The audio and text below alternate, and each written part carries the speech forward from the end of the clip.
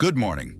The study of human emotions, particularly in the context of rhetoric, was not merely an academic pursuit for me. It was a journey into the very essence of human nature. The importance of emotions in persuasive communication was something I recognized early on, but understanding how to analyze and utilize these emotions systematically required deeper exploration. I often found myself observing the gatherings of people in the agora, where speakers would attempt to sway the public with their words. I noticed that the most successful orators were not always those with the most logical arguments, but rather those who could evoke the strongest emotions in their audience. This realization led me to question, how do emotions influence decision-making, and how can they be harnessed effectively in rhetoric? To answer this, I began by conducting a series of experiments. I invited a diverse group of individuals to a secluded garden where we could converse without distraction. I posed various hypothetical scenarios to them, some concerning matters of justice, others involving personal desires or fears. I carefully observed their reactions, noting how their emotional states shifted in response to different appeals. One day I presented them with a scenario that involved a conflict between two neighboring cities.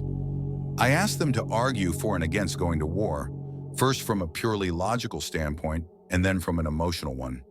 As expected, when they argued logically, they weighed the pros and cons dispassionately.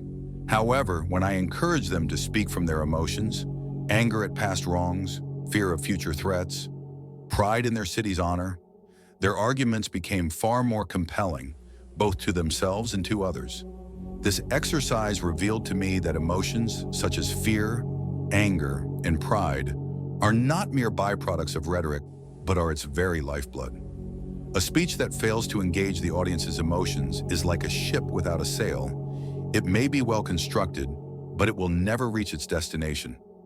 Realizing this, I began to refine my understanding of the specific emotions that could be most effectively used in persuasion. I categorized them into pairs of opposites: anger and calmness, friendship and enmity, fear and confidence, shame and shamelessness, pity and indignation.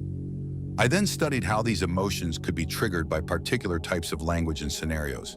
For instance, I found that anger could be aroused by speaking of an injustice that had been done, especially if it was presented as a personal affront.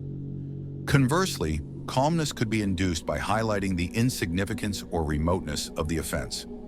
Understanding these dynamics allowed me to develop a systematic approach to rhetoric that could be applied to a wide range of situations.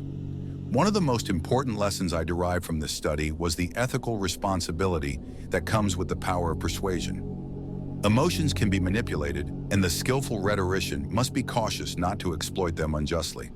Persuasion is not merely about winning an argument, but about guiding others toward the truth or the common good. Reflecting on these findings, I often advise my students to approach rhetoric with both skill and integrity. I taught them that while understanding and using emotions is essential in effective communication, they must always remain aware of the moral implications of their words. The goal should not be to deceive or inflame, but to enlighten and unify. In your own life, consider how emotions influence your decisions and interactions. Recognize the power of emotions in shaping your thoughts and actions, and strive to approach your own persuasive efforts with both empathy and ethical awareness. Emotions are a tool, one that can build bridges or burn them. Make sure you use them wisely today.